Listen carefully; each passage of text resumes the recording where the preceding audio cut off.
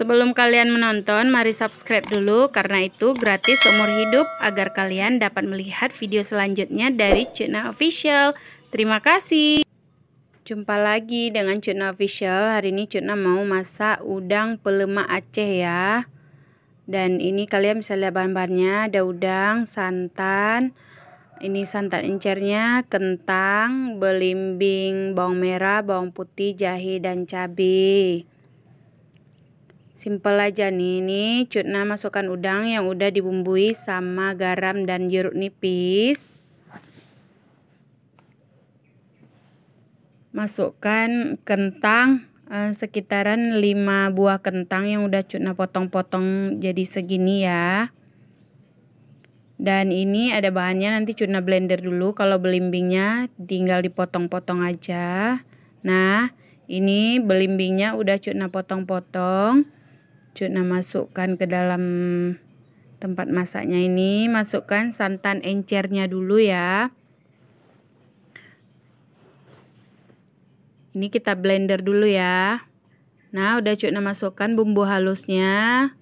Sekarang kita masukkan bawang yang udah Cutna rajang satu aja. Dan jangan lupa kalian masukkan kunyit bubuk. Sesuai selera aja kunyit bubuknya.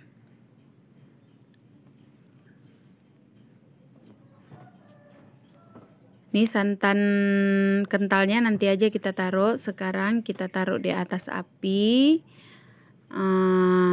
Jangan lupa diaduk-aduk agar santannya tidak pecah ya. Udangnya Cutna potong jadi 2. Kenapa? Karena udangnya lumayan besar sedikit.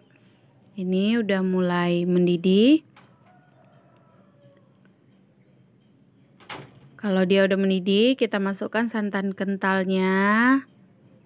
Lalu kalian juga jangan lupa diaduk-aduk terus agar santannya tidak pecah. Kalau santannya pecah, masakannya tidak indah lah dipandang mata.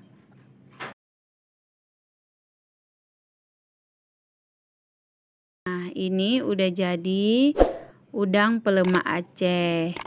Kalau kalian mau tambahkan lada boleh juga, tapi Cutna enggak, ini cocok untuk anak-anak. Terima kasih.